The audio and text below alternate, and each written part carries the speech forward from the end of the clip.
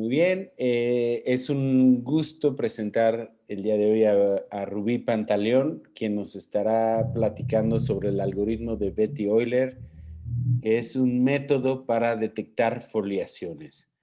Pues muchísimas gracias, Rubí, cuando quieras empezar.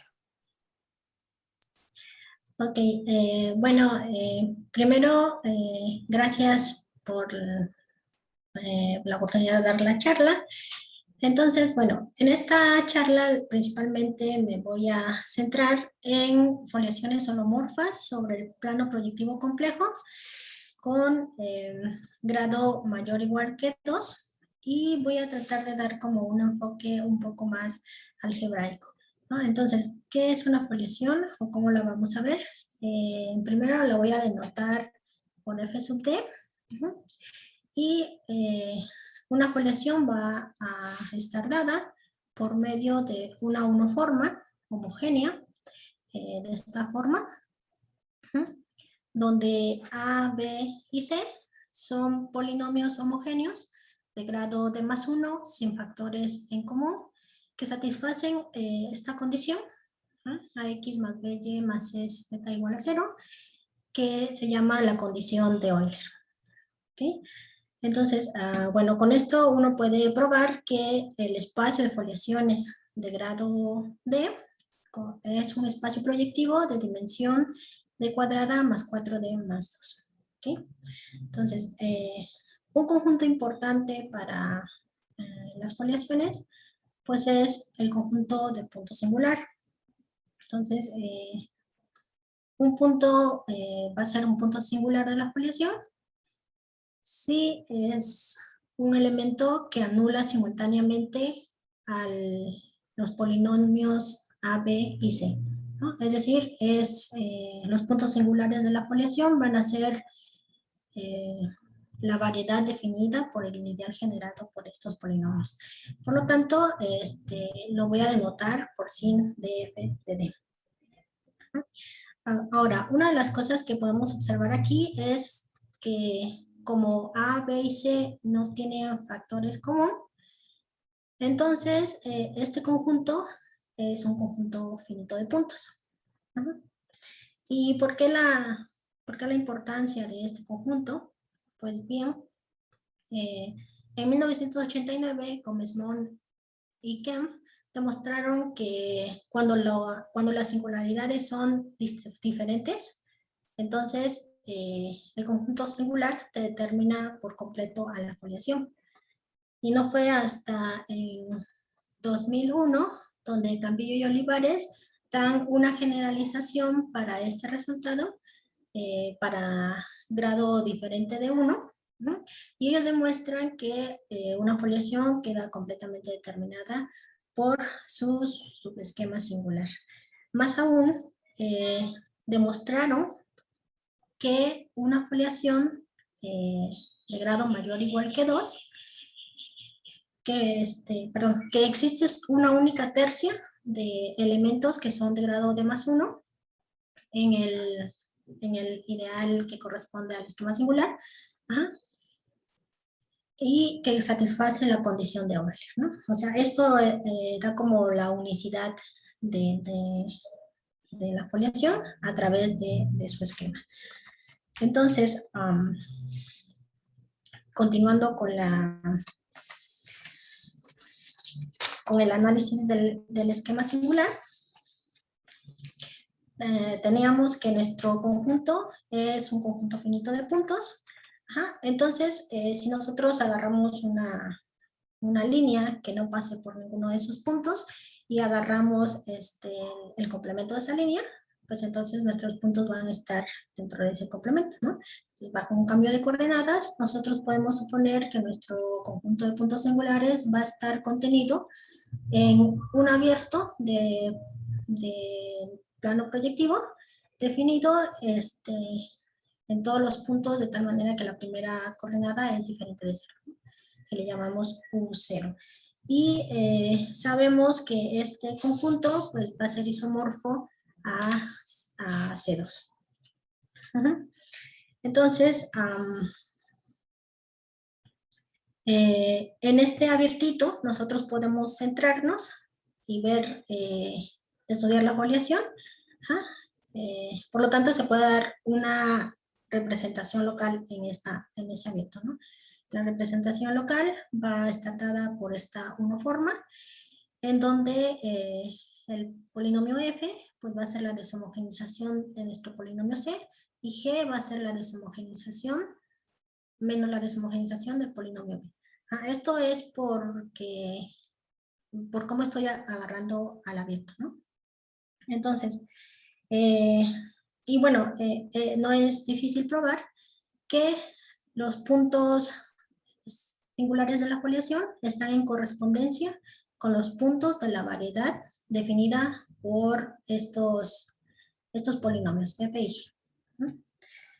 Ahora, en esta representación existen varios invariantes que se pueden estudiar del punto singular. Uno de ellos es el llamado número de Milnor del punto singular, el cual se define como la dimensión de este espacio cociente. Aquí el OSE2 es el anillo de funciones regulares sobre el punto, y esto es un anillo, ¿no? Perdón, un ideal. Vamos a denotar el número de Milnor por el mu p de f de t, pero aquí, independientemente de la definición formal, lo que nos está diciendo el número de Milnor, o lo que nos está midiendo, es cuántas veces se intersecta nuestro f y g en ese punto P, ¿no? Está contando cuántas veces van pasando los dos ahí. Entonces, si nosotros sumamos todas estas intersecciones con todos los números singulares, puntos singulares, John Lu demostró que la suma de todos estos números, o intersecciones, perdón, es d cuadrada más d más 1. O sea, es un número que solo depende del grado de la foliación.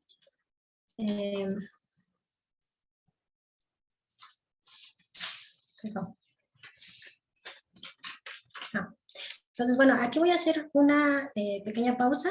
Voy a introducir un objeto que es como nuestro coprotagonista de la historia, pero va a ser muy breve. Entonces,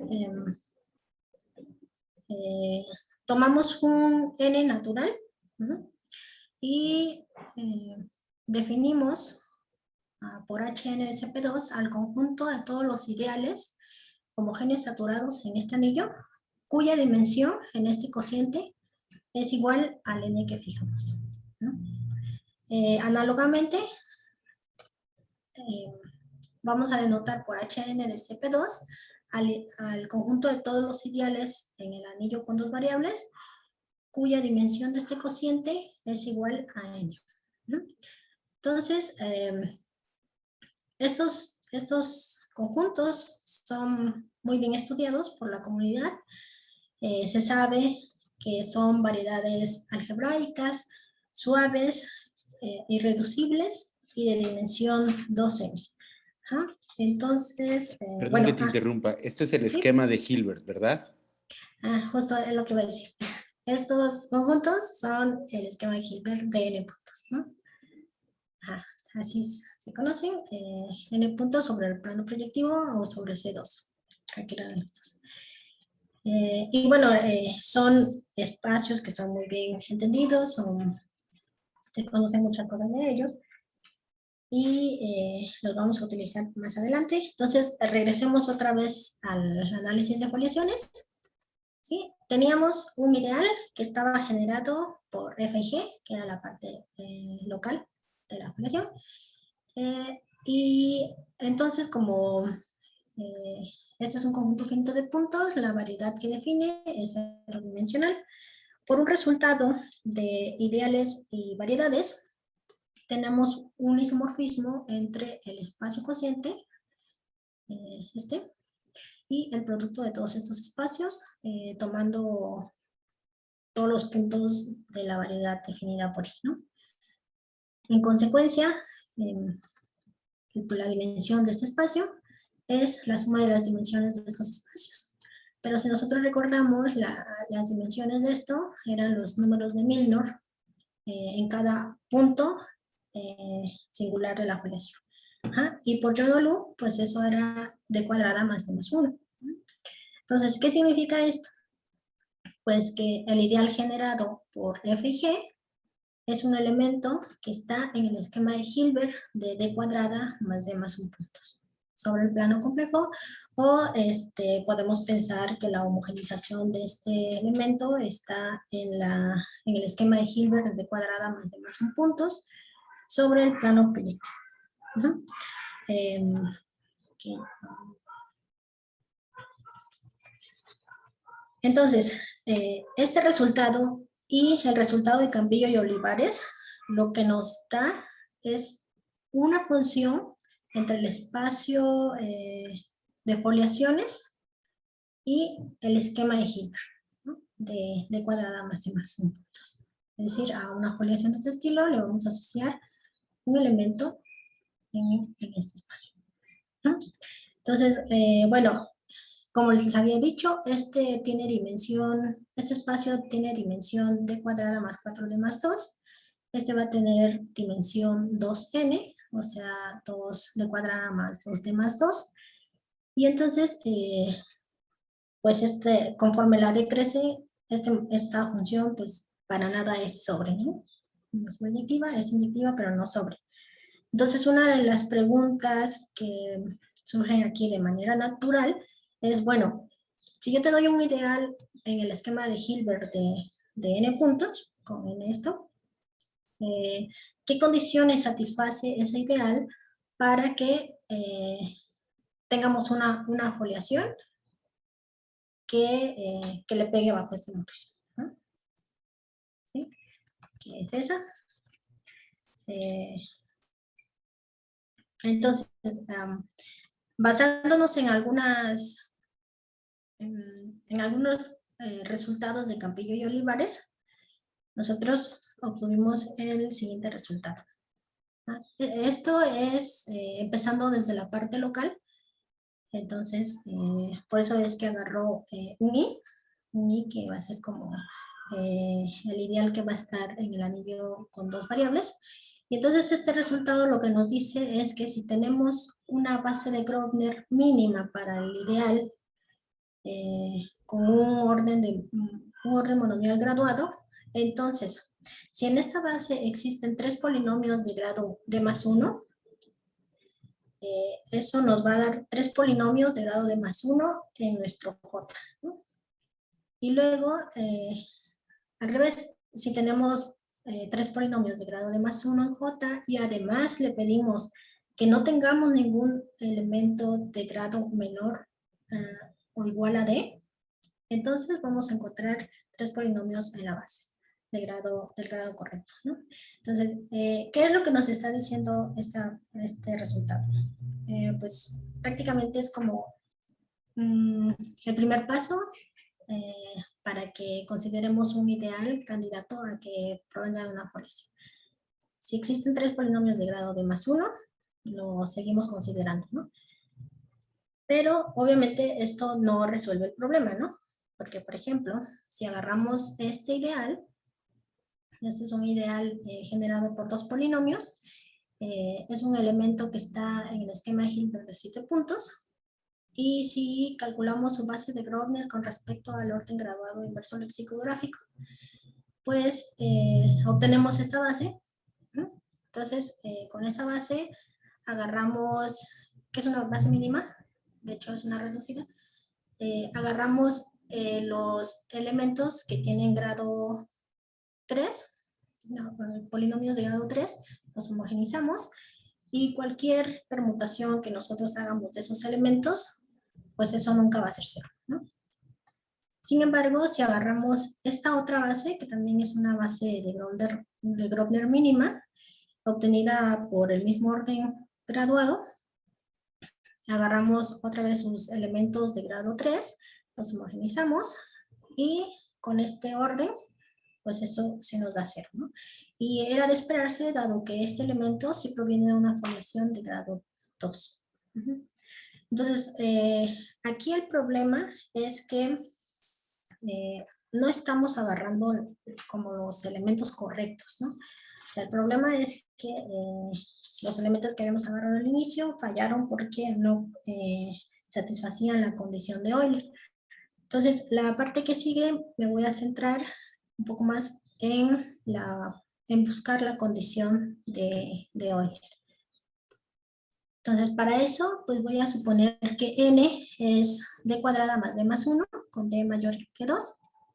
Al j, voy a agarrar un j en el esquema de Hilbert de n puntos, pero voy a suponer que está generado por 3 polinomios de grado d más 1, sin factores en común, y que esto es un conjunto mínimo con respecto al grado. Es decir, no tenemos conjuntos, no tenemos polinomios de grados menores a d más 1.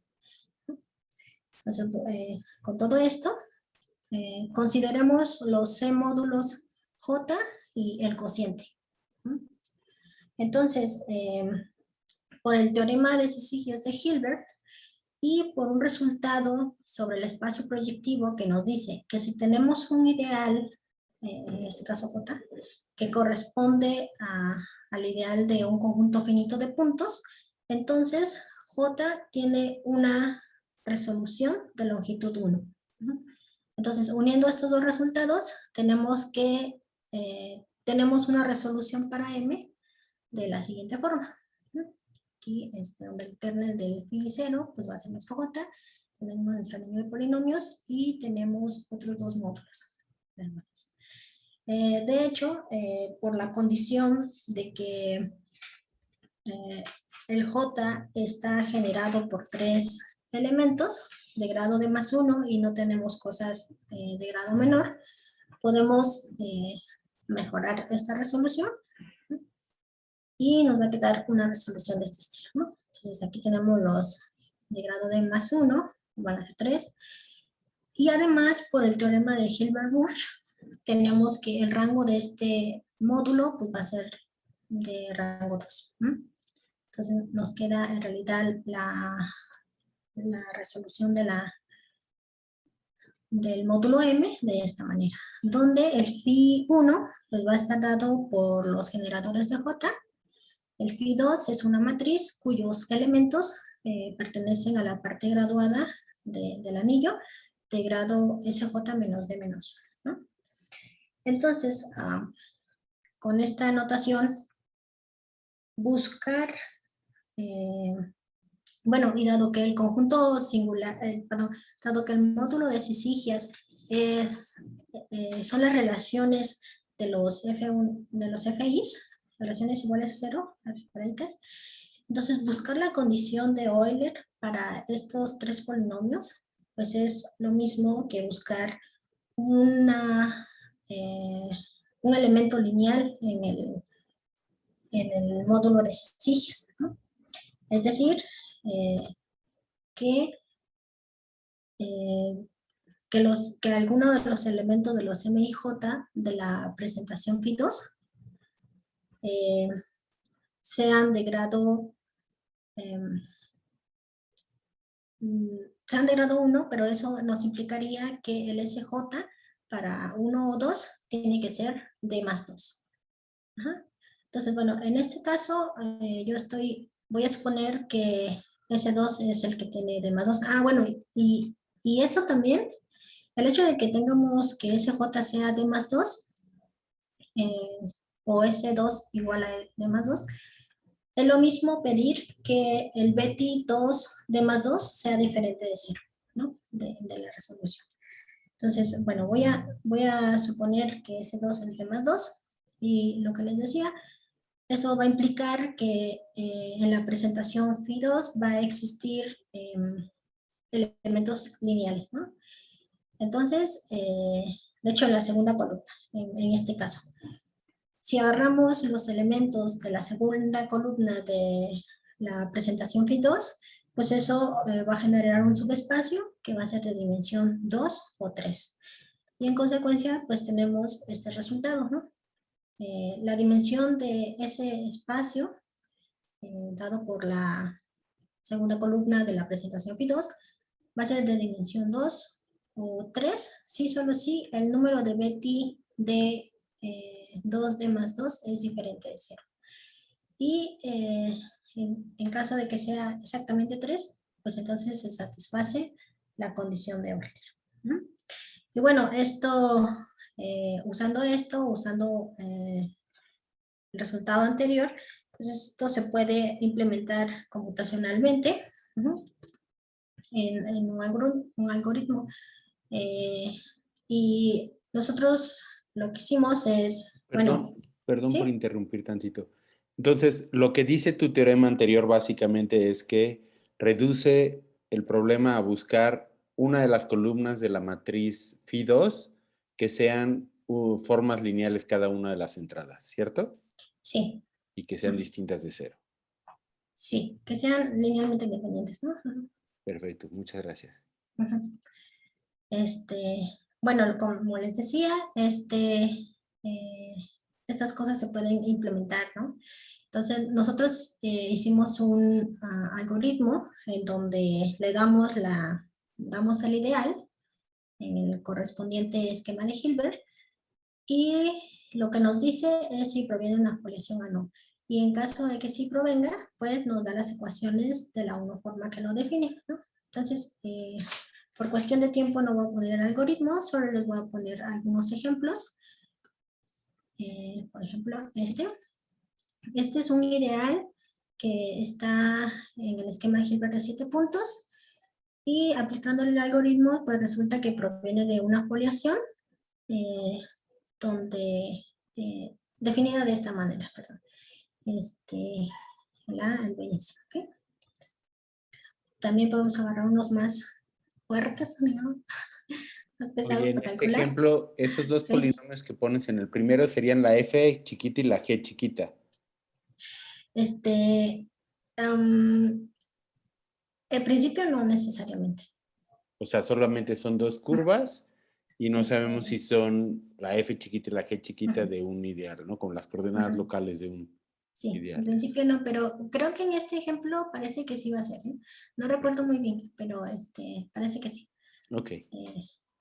Ajá, pero en principio pues podemos meter cualquiera dos cosas, ¿no? Un ideal generado por dos curvas, ahí están, que está en uno de los esquemas de Hilbert que queremos, en este caso está en uno de 7, y le preguntamos, bueno, dime, ¿proviene una población o no? Y aplicamos el algoritmo y nos dice, sí, aquí está, eso es esta, ¿no? Ajá. Entonces, aquí tenemos otro ejemplo, este es para 21 puntos. Ajá. Y, y la foliación va a estar dada por estos polinomios. Una disculpa porque están todos amontonados ahí que no ocupé. Entonces, bueno, una modificación que le hicimos al algoritmo pues fue trabajar con ideales de esta forma. Ideales que tienen una parte lineal y coeficientes con múltiplos de z, ¿no? Este es también la parte local, ¿no? Con n, el d cuadrada más d más 1. Y resulta que con un extenso experimento simbólico ¿cómo se llama? Se me fue la palabra. Bueno, un extenso experimento que hicimos con respecto a estos tipos de ideales, pues encontramos algunos, o sea, bueno, perdón, es que no les dije que queríamos hacer, ¿no? Teníamos estos ideales y queríamos dar condiciones en los coeficientes para ver si podían provenir de foliaciones o no. O más bien sería como, ¿qué condiciones satisfacen estos coeficientes para que el ideal provenga de una foliación? Y con el experimento que hicimos, obtuvimos algunas foliaciones que provenían de ecuaciones cuadráticas, que son foliaciones que ya se conocían, que ya se conocen, ¿no? Y, y algunas otras foliaciones que provienen, bueno, cuyos coeficientes satisfacen alguna ecuación cúbica. Pero a diferencia de esta y esta, es que en las cuadráticas había familias que estaban parametrizadas por una ecuación cuadrática, ¿no?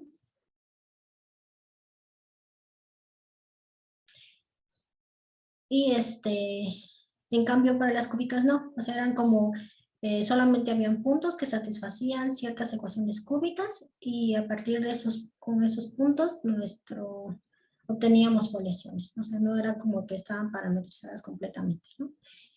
Y entonces, pues aquí siguen muchas preguntas, entre ellas, ¿cómo podemos explorar el esquema de Hilbert ya de manera sistemática? ¿O qué limitantes existen para aumentar la dimensión? O como les decía, como sabemos mucha estructura del esquema de Hilbert, si podemos encontrar condiciones en el esquema para encontrar dichas foliaciones, ¿no? Y bueno, pues creo que es todo lo que les quería platicar por hoy y pues muchas gracias. Muchísimas gracias, Rubí. Oye, yo tengo una preguntita rápido. ¿Te puedes regresar a tu diapositiva última? ¿La última? Sí, esto de la tercera pregunta de que si hay condiciones en el esquema para encontrar foliaciones, pues no es precisamente la que estás dando, que te permite Eh, hacer el algoritmo. Más bien yo me refería a otro tipo de condiciones en el esquema. Lo que pasa es que eh, el esquema, bueno, ¿cómo lo explico? Eh, por ejemplo, el esquema de Hilbert de puntos sobre C2 puede estar cubierto por abiertos afines que están parametrizados con ciertas particiones de la T cuadrada más más.